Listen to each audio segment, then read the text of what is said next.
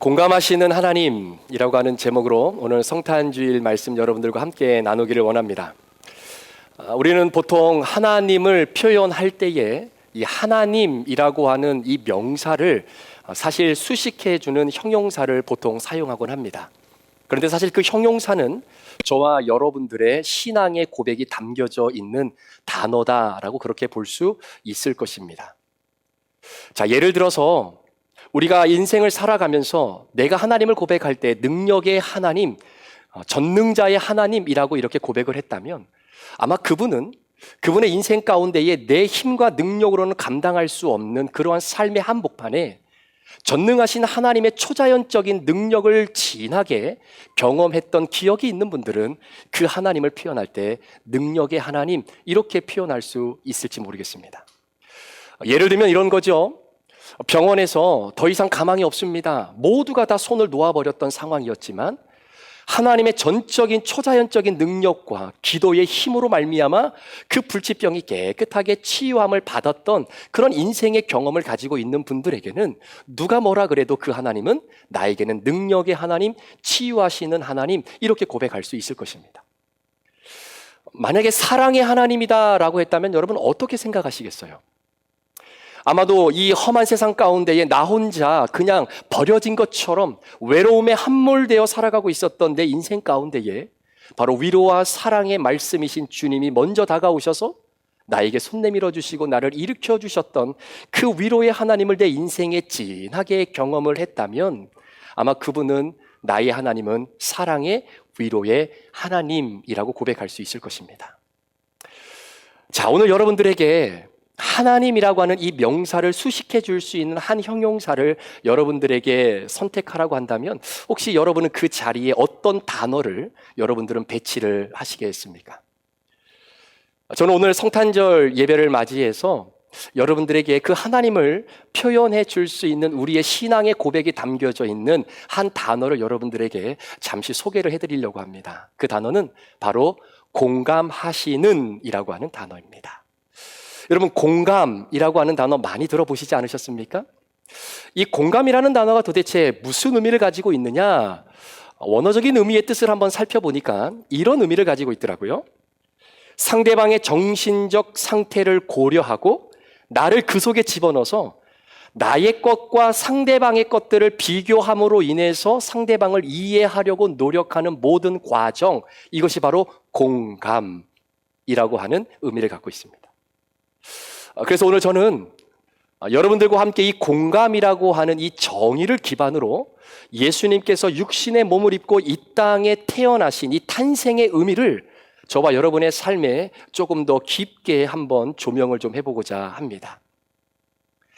여러분, 성경에 보면 예수님의 탄생을 기록하고 있는 책이 두 권 있습니다. 하나는 복음서에 마태복음이 있고 또 하나는 누가복음이 있죠.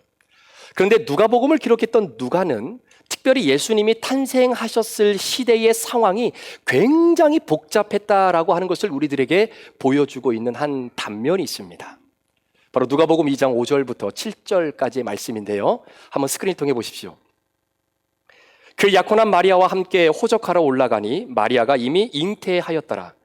거기 있을 그때의 해산할 날이 차서 첫 아들을 낳아 강보로 싸서 구유에 뉘었으니 이는 여관이 있을 곳이 없음이러라.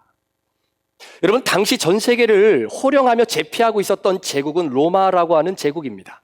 그런데 그 로마라고 하는 엄청난 제국 안에 가장 작다라고 말하는 팔레스타인이라고 하는 지역이 있었죠. 그런데 그 팔레스타인이라고 하는 지역 가운데서도 가장 작은 동네였던 베들레헴이라고 하는 동네가 있었습니다. 그런데 그 작은 베들레헴 동네 가운데서도 누가 봐도 허름하고 허름하기 짝이 없는 바로 조그마한 마국간에서 우리 예수님이 결국은 목수의 아들로 태어나셨습니다.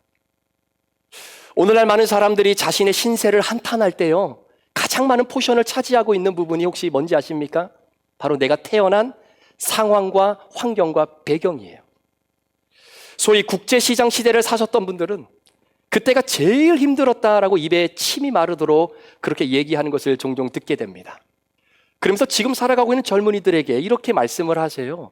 그때와 비교하면 지금은 너무나 풍요롭고 너무나 세상이 편리한 세상 속에 살고 있는 진짜 행운의 한 중에 행운이다, 이렇게 말하기도 합니다. 그러면 소위 미생시대를 살아가는 젊은이들은 또 할 말이 없겠습니까? 국제시장 시대를 사셨던 분들도 물론 힘들었지만 어르신들, 저희도 굉장히 힘듭니다. 진짜 피 터지게 머리 싸매고 열심히 공부해서 명문대 들어갔어요. 명문대 졸업하고 외국에 가서 유학하고 학위도 받았습니다. 그리고 내가 받은 그 지식을 사회에 환원하고 싶은 마음으로 본국에 돌아왔더니 더 이상 일할 자리가 없는 거예요. 직장 구하기 하늘의 별 따기다라는 겁니다. 삼포시대라고 하지요. 세 가지를 포기하고 살아야 대한민국이라고 하는 나라, 오늘의 시대 속에 살아갈 수 있다라고 했던 그 시대도 이미 지나갔어요. 지금은 3포가 아니라 7포 시대, 7가지를 포기해야만이 그래도 인생을 살아갈 수 있다라고 여기는 이 삶 속에 소위 MZ세대들이 가장 많이 신세 타령하는 것이 뭔지 아십니까?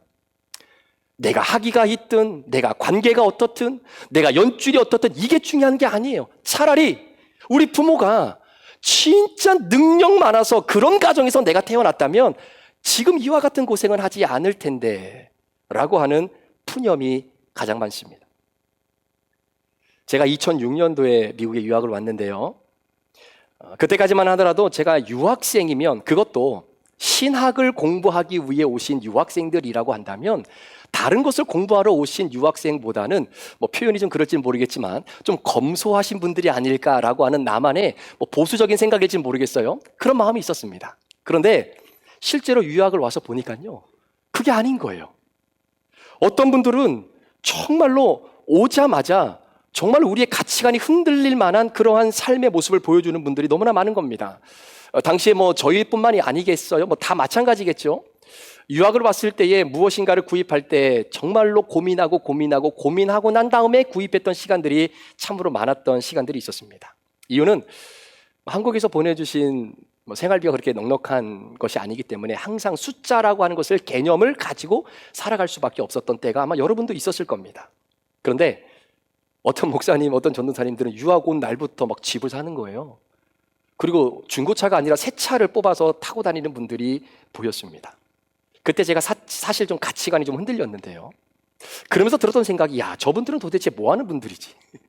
그래서 제가 옆에 있는 전도사님에게 물어봤습니다. 전사님, 아니 도대체 저분들은 돈이 얼마나 많길래 유학 오자마자 이렇게 집도 사고 차도 이렇게 새 차를 끌고 다니는 건지 모르겠습니다. 그랬더니 그 전도사님이 하시는 말씀이, 그 임 목사님이 몰라서 그래요. 목사님, 저분은 한국의 어떤 교회 목사님 아들이에요. 네. 저분은 소위 한국 교회에서 굉장히 유명한 목사님의 후임으로 들어갈 목사님이신데 교회에서 그분 유학 보내주신 거예요.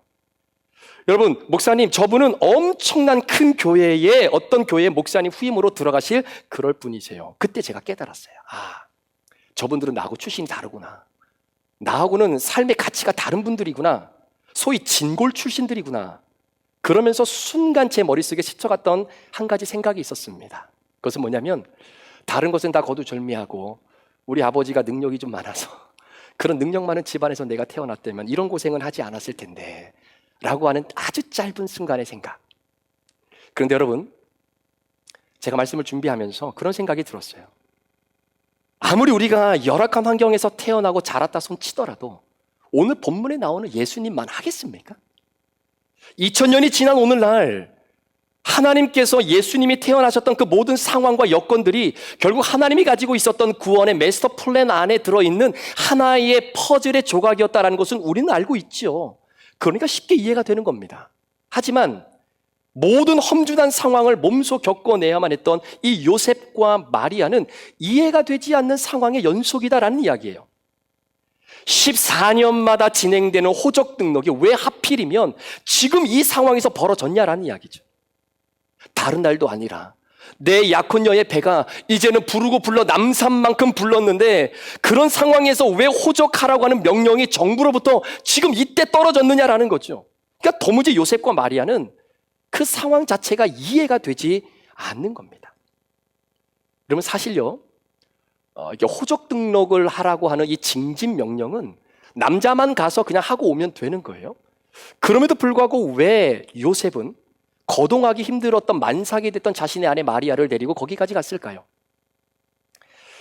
여러분, 당시에 나사렛이라는 동네에서 베들레헴까지는 약 128km 정도 됩니다. 지금이야 교통이 발달했으니까 금방 왔다 갔다 할 수 있는 거리일지는 모르겠지만 그때 당시만 하더라도 진짜 운 좋으면 낙이 좀 타고 갔을까요?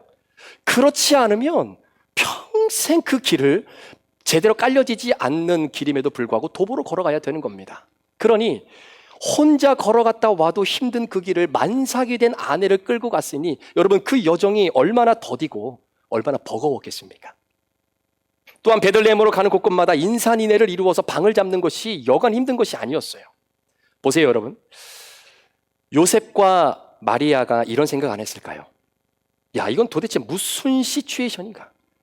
아니 갑자기 천사가 꿈에 나타나더니 하는 얘기가 네 약혼녀의 뱃속에 들어있는 아이는 뭐 성령으로 잉태된 아이다 뭐 이런 이야기를 하는 거예요. 오케이, 성령으로 잉태된 아이라고 한다면 그러면 하나님께서 그래도 하나님의 자녀를 잉태하고 있으니까 예우하는 차원에서 뭐 교통편 좀 하나 제공해 주시든가, 아니면 뭐 특급 호텔 같은 그런 호텔은 제공해 주지 못할 망정 하나님의 아들을 품고 있는 이 여인을 예우하는 차원에서 좀 두 다리 쫙 뻗고 하루 정도는 쉬어갈 수 있는 그러한 장소를 좀 제공해 주시든가 라고 하는 생각을 요셉과 마리아가 안 해봤을까요? 그런데요, 가는 길이 너무 힘든 겁니다. 너무 외로운 거예요. 나 혼자만 걷는 것 같아요. 나만 이러한 상황 속에 힘듦을 당하고 있는 것 같아요. 아니 다른 사람이 아닌 왜 나입니까? Why me? 이러한 생각이 요셉과 마리아에게는 자꾸 들어오는 겁니다. 여러분, 믿음을 가지고 걸어가는 그 길이요, 믿지 않는 사람들이 걸어가는 그 길보다 때로는 마음의 상처의 길을 더 깊게 걸어갈 때가 많습니다. 여러분 그렇지 않습니까? 하나님의 사인을 받고 걸어가는 믿음의 여정이 진짜 꽃길이 쫙 깔려있는 길만 있는 것은 아니지 않습니까? 그렇다고 해서 여러분이 걸어가는 믿음의 여정이 버겁고 힘들다라고 해서 내가 제대로 걷지 못하고 있는 것은 아닌가라고 생각하실 이유는 없다라는 거예요. 그렇기 때문에 여러분이 걸어가는 믿음의 여정이 멀고 어둡게만 보여도 절망하지 마셔야 되는 겁니다. 포기하지 마셔야 되는 겁니다. 왜냐하면 그 안에는 반드시 하나님의 선하신 의도가 녹아져 있기 때문에 그렇습니다. 자, 오늘 본문 누가복음 2장 6절부터 7절 말씀을 한번 보십시오. 거기 있을 그때에 해산할 날이 차서 첫 아들을 낳아 강보로 싸서 구유에 뉘었으니 이는 여관에 있을 곳이 없음이러라. 자, 우여곡절 끝에 베들레헴에 도착을 했습니다. 그런데 머물 곳을 찾는 것이 하늘의 별따기처럼 너무나 어려운 겁니다. 정확한 건지는 모르겠지만 뭐 지금이나 그때나 별반 차이가 없을 거라고 생각이 들어요.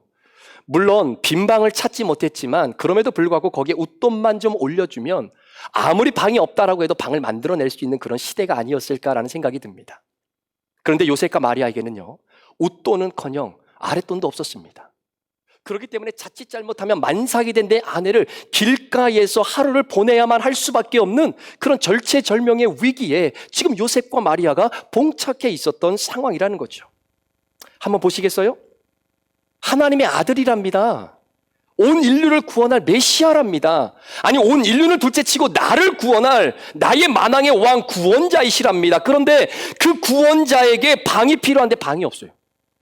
그 구원자에게 돈이 필요한데 돈이 없어요. 그 구원자를 도와줄 도움의 손길이 절실히 필요한데 그 도움의 손길이 없다라는 겁니다. 여러분, 이게 예수님만의 삶이 아니라 그게 우리의 삶 아닌가요? 우리 진짜 방 필요할 때 방이 없을 때가 너무나 많잖아요. 우리 정말 도움의 손길이 있어야 되는 이 순간에 도움의 손길을 아무리 찾아도 내 피부에 와닿는 도움이 없을 때가 너무나 많지 않으십니까? 여러분, 하나님은 전능하신 분이시기 때문에 이 모든 상황을 180도 바꾸셔서 자신의 아들이 구원자로서 세상에 등극하는 첫 단계입니다. 그렇다면 아버지 입장에서 많은 사람들의 박수와 갈채를 받으면서 환호와 환대 속에서 그 구원자이신 예수님이 이 땅에 좀 등극하시면 안 되는 건가요? 그럴 능력이 우리 하나님에게는 없으십니까? 있단 말입니다. 요셉과 마리아도 그런 마음을 품었겠죠. 그런데 그러한 기대와 그런 우연이 성경에는 절대 이루어지지 않았다라는 것을 오늘 본문이 우리에게 의도적으로 표현하고 있는 이유가 무엇일까요? 지난번 LA 세미나에 갔을 때 만났던 목사님이 그런 얘기를 하시더라고요. 이분은 LA에 있는 이름만 들어도 아는 대형 교회 부목사로 사역을 하고 있었습니다. 그런데 하나님께서 주신 마음과 비전이 있어서 사역을 내려놓고 개척의 길을 결정을 하셨어요. 근데 개척을 시작하실 때에 주변에 있는 목사님들이 개척을 말렸습니다. 그리고 LA는 절대로 개척해서는 안 된다, 힘드니까. 차라리 힘들어도 조금 버티다가 좋은 자리가 나면 청빙받아서 가시는 게 훨씬 더 좋겠다, 이런 조언을 해주셨는데 그 목사님은 모든 조언을 뒤로 한 채 결국 주신 비전을 품고 개척의 길을 들어섰습니다. 그런데 웬일입니까? 하나님께서 이 목사님을 너무나 사랑하셔서요, 감당할 수 없는 선물을 주신 거예요. 그분이 그러더라고요. 목사님, 진짜 제가 힘든 가운데에 미국에 유학을 오고 난 이후에 얼마 지나지 않아서 한국에 IMF가 터지는 바람에 얼마나 힘들게 정말 고생했는지 모릅니다. 그렇게 해서 우여곡절 끝에 열심히 삶을 살고 지금까지 왔다가 하나님이 주신 비전을 품고 그 좋았던 부목사의 자리를 내려놓고 이제 개척의 문을 연다고 교회를 시작했는데 시작한 지 2주 만에 하나님이 엄청난 선물인 코로나를 갖다 주신 거예요. 그냥 교회 문을 열자마자 교회를 닫아버린 겁니다. 그때 이 목사님이 어떤 생각이 들었냐면, 야, 하나님이 진짜 나를 사랑하시는가? 이렇게까지 사랑하셔야 되나? 아니 꼭 이 선물을 지금 나에게 주셔야 되나? 이 상황을 나로 하여금 어떻게 설명하라고 해석하라고 주신 선물이지? 나 이 선물 필요 없는데. 여러분, 이게 그 목사님만의 답답함이 아니더라고요. 오늘 본문에 기록된 요셉과 마리아의 답답함이기도 하고 저와 여러분의 삶의 답답함의 대변 아니겠습니까? 아니 왜 꼭 이때 호적 명령이 떨어지느냐라는 거예요. 아니 정상적인 방법으로 아이를 허락한 것이 아니라 무슨 뚱딴지 같은 소리로 갑자기 꿈에 네 아이가 성령으로 잉태되었다. 여러분, 이걸 누가 믿겠습니까? 이걸 누가 믿겠어요? 도대체 마리아와 요셉은 왜 이런 일들이 우리의 인생 가운데 자꾸 일어나는지 설명이 되지 않는 답답함이 쌓여가기 시작하는 겁니다. 당시에는요, 여인의 뱃속에 있는 아이의 아빠가 누군지를 밝혀내지 못하면요, 그 여인은 간음죄로 걸려 들어가서 사람들이 돌을 던져 죽여도 어느 누구 하나 눈 깜짝하지 않을 시대였다라는 사실이에요. 여러분은 여러분들이 살아가시는 삶의 이야기가 다 이해가 되십니까? 여러분은 여러분이 살아가는 삶의 이야기가 이렇고 이래서 이렇게 이런 일들이 일어나는구나라고 여러분이 스스로 고개를 끄덕일 만큼 여러분의 삶이 다 해석이 되십니까? 아닐걸요? 답답하시죠? 아마 하루 동안 미치겠다, 미치겠다, 이러한 표현에 이 연발이 얼마나 많이 일어나는지 모르겠습니다. 왜 나에게 이렇게 이런 일이 이런 상황에서 정말 일어나는지 설명이 안 되는 거예요. 자, 보세요. 그런데 하나님은 그의 아들 예수 그리스도를 이렇게 설명되지도 않고 해석되지도 않고 풀려지지도 않는 인생으로 뒤범벅이가 되어진 이 삶의 한복판으로 우리 예수님을 보내셨습니다. 모든 삶의 예측이 가능하고 이해가 되고 설명될 수 있는 삶의 자리가 아니라 도무지 어디서 무엇을 어떻게 왜 내가 이걸 해야 되는지 해석되지 않는 캄캄한 인생의 터널을 살고 있는 우리의 삶의 한복판으로 예수님이 오셨다라는 이야기예요. 여러분, 사람이 좀 못 살다가 잘 살면 되게 좋습니다. 그렇죠? 근데 사람이 잘 살다가 못 살잖아요? 그것처럼 힘들고 비참한 게 없어요. 미국을 상징하는 동물이 흰머리 독수리입니다. 그 독수리가 날개를 쫙 펼치면요, 한 2m 정도 되는 엄청난 크기의 동물이에요. 하늘의 푸르른 창공을 자유자재로 날아다니는 그 모습이 얼마나 독수리의 위엄 있고 장엄한 모습인지 모릅니다. 그런데 그 흰머리 독수리를 잡아다가 새장에 가다 놔요. 그리고 독수리가 좋아하는 음식을 끊임없이 제공합니다.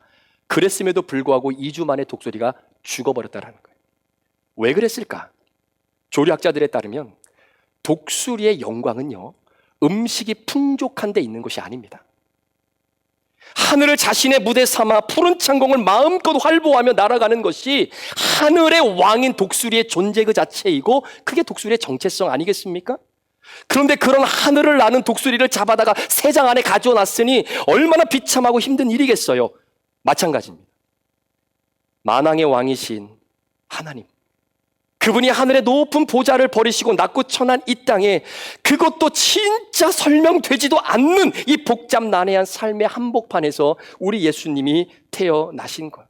왜 하나님은 그의 하나밖에 없는 예수 그리스도를 누가 봐도 구원자이시다라고 인정할 만큼의 빛과 번쩍한 장소에서 태어나게 하신 것이 아니라 우리의 사람 냄새 나는, 사람의 삶의 냄새가 나는 그런 복잡한 시장 한복판에 우리 예수님을 태어나게만 하셔야 했을까요? 이유는 한 가지입니다. 저와 여러분들을 공감하시기 위해, 저와 여러분들을 공감하시기 위해서, 꿈이 없는 우리들에게 하나님 나라의 꿈을 예수님 당신을 통해서 보여주시기 위해서, 연약한 내 자신의 진정한 친구가 되어주시기 위해서, 힘없는 내 인생을 위로해 주시기 위해서 우리 예수님은 저와 여러분들이 겪고 있었던 그 답답함, 그 외로움, 그 쓸쓸함, 그리고 그 눈에서 흐르는 하염없는 눈물, 그로 인해 내뱉는 나의 깊은 한숨의 고백이 우리 입에서 떨어져 나올 때마다 우리 예수님은 그 모든 것들을 공감하시기 위해 결국 이 시간을 뚫고 이 세상 안으로 들어오신 겁니다. 만약에요, 예수님이 우리의 삶과 무관한 곳에서 태어나셨다라고 한다면 아마 예수님은 겟세마네 동산에서 이런 고백 못 하셨을 겁니다. 아버지, 할 수만 있다면 이 잔을 내게서 지나가게 해주십시오.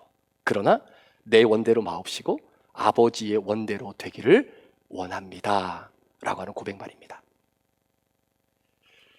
우리가 잘 알고 있는 프리드리히 니체라고 하는 사람이 쓴 책 중에 짜라투르스타라고 하는 책이 있습니다.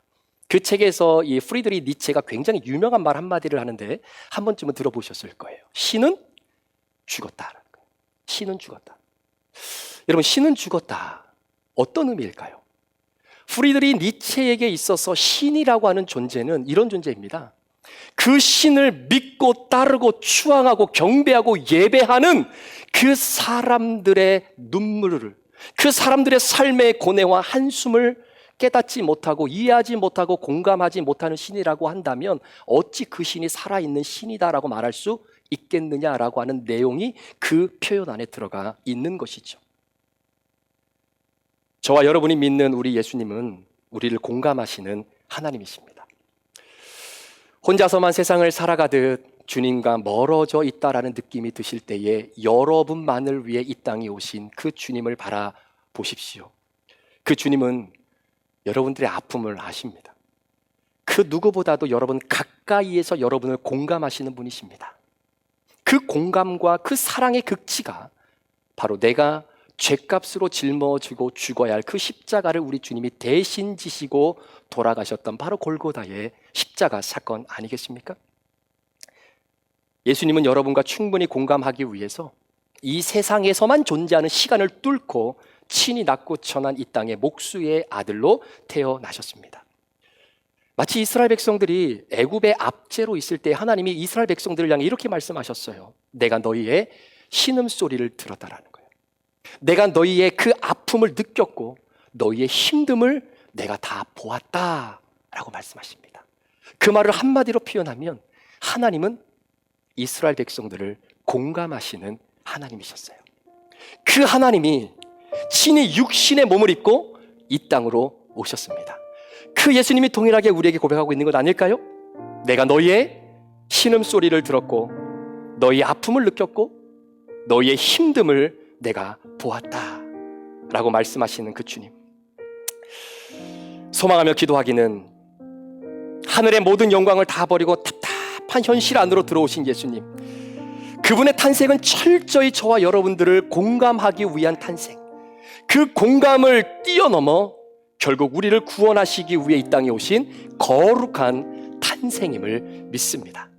축복하기는 예수님의 위로와 사랑이 이번 성탄의 복을 기다리는 여러분의 가정과 또 여러분의 삶에 깊이 드리워지기를 간절히 원하고요. 우리도 나를 공감해 주신 예수님을 잘 본받아서 오늘 이 성탄의 시즌에 여러분의 공감을, 여러분의 마음을 기대하고 기다리고 바라고 있는 바로 내 이웃을 따뜻하게 품어줄 수 있는 그런 따스한 사랑이 느껴지는 성탄의 시즌이 되었으면 좋겠습니다. 자, 옆에 있는 분들 한번 바라보실까요? 옆에 있는 분들 바라보시면서 내가 당신을 정말로 공감하기를 원합니다. 그런 마음으로 같이 그 마음을 좀 표현하는데요. 우리 부부 사이로 좀 옆에 앉아 계신 분, 또 뭐 가족끼리 있는 분들은 정말로 그 공감의 마음이 너무 우리에게 필요합니다. 이 시간 옆에 있는 분들에게 인사하실 때에 이렇게 한번 우리 축복하고 고백했으면 좋겠습니다. 내가 당신을 공감합니다. 자, 같이 한번 인사하실까요? 네.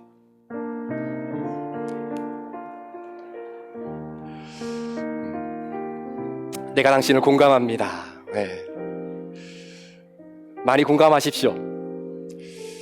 상대방 안으로 내가 들어가서 그 상대방의 정신적 상황을 고려하며 그 고백과 나의 것들을 함께 비교해가는 그 노력의 모든 과정, 이 공감이 예수님께서 보여주셨던 것처럼 우리도 그 삶을 이번 성탄 시즌을 통해서 한번 살아내는 우리 모두가 되기를 우리 주님의 이름으로 축복합니다. 기도하시겠습니다. 하나님 아버지 감사합니다.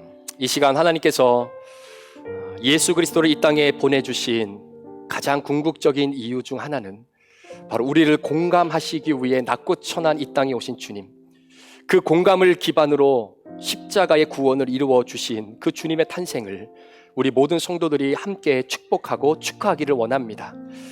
때로는 크리스마스가 늘 마냥 즐겁지만은 않을 수도 있을 것 같아요. 하나님, 주님이 이 땅에 왕으로 오셨기에 내가 왕으로 있었던 자리를 그 주님께 내어드려야 하는데, 하나님, 그 왕권의 이양이 아직도 이루어지지 않은 상태에서 그저 성탄의 기쁨만을 누리는 우리가 되지 않게 하시고, 철저히 공감하기 위해 오신 그 주님을 내 왕의 자리를 내어드리려 진정한 리더십을 그분에게 드리고 왕권 이양을 기쁘게 주님 앞에 고백하며 내가 그 자리를 내어드릴 수 있는 하나님의 자녀로 이 성탄 시즌을 살아갈 수 있도록 우리를 축복해 주시옵소서.